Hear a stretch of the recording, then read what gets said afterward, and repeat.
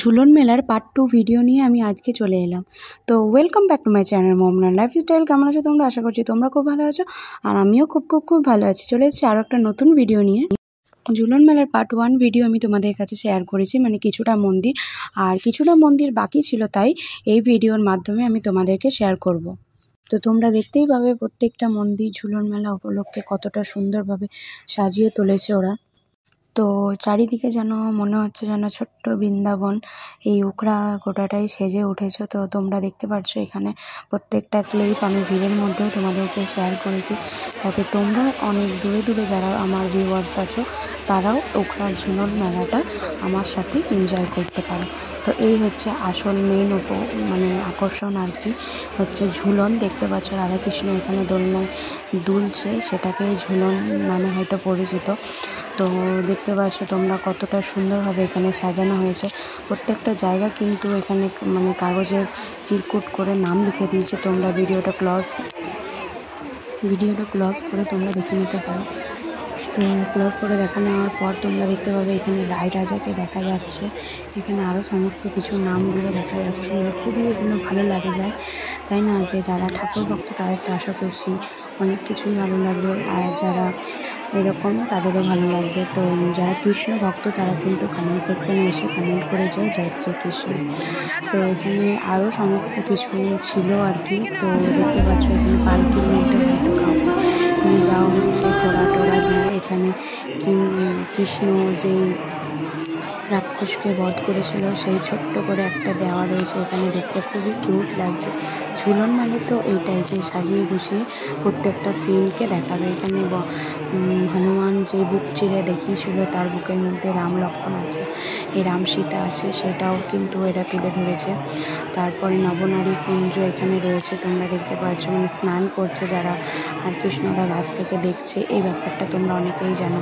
বাসুকী নাগের ওপর কৃষ্ণ চেপেছিল, সেটাও আছে।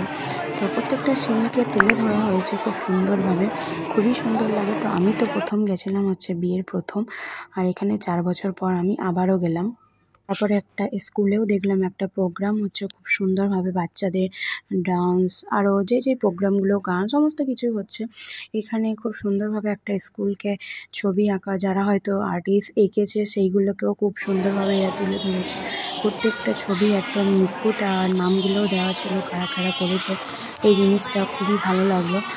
তো দেখতে পাচ্ছ আমাদের এখানে রাম, এই জায়গাটাতে এসেও আমার খুব ভালো লাগলো, কারণ চারিদিকে যদি রং বেরঙের ছবি দেখতে পাওয়া যায় কার না ভালো লাগে, তাই না?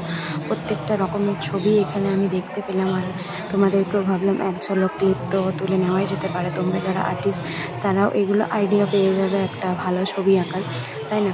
তো প্রত্যেকটা ছবি কিন্তু নিখুঁত, আর নিখুঁত বলেই কিন্তু এখানে করতে পেরেছে ওরা। তো আমি চাই আরও সুন্দরভাবে ওরা এগিয়ে যাক। তো এই ভিডিওটা থেকে যদি তোমাদের কোথাও কিছু ভালো লেগে থাকে তো আমার চ্যানেলটি কিন্তু অবশ্যই সাবস্ক্রাইব করে দিও, লাইক করে দিও, কমেন্ট করে জানিও ভিডিওটি কেমন লাগলো। আর যদি ভালো লেগে থাকে অবশ্যই কিন্তু সাবস্ক্রাইব করতে ভুলো না, আর বেশি বেশি করে কিন্তু শেয়ার করে দিও। তো আবারও নতুন কোনো ভিডিও নিয়ে আমি আসবো, তোমরা ভিডিওটা এনজয় করো, আর পাশে থাকা বেল আইকনটি কিন্তু অবশ্যই ক্লিক করতে ভুলো না, যাতে করে নতুন কোনো ভিডিও আমি যদি আমার চ্যানেলে দিয়ে থাকি তোমার ফোনে ফার্স্ট চলে যাবে, সেটা তোমরা দেখতেও পাবে। এখানে কিন্তু পাজলের একটা সেটকে খুব সুন্দরভাবে সাজিয়ে ওরা দিতে পেরেছে। তো এখানে কিন্তু খুবই সুন্দর ছিল, লাস্ট অবধি দেখতে পারো। আর মৌমিতা দেবনাথেরও ছবি কিন্তু এখানে দেওয়া ছিল, যেটা হচ্ছে আমাদের আরজি করের ব্যাপারটা নিয়ে।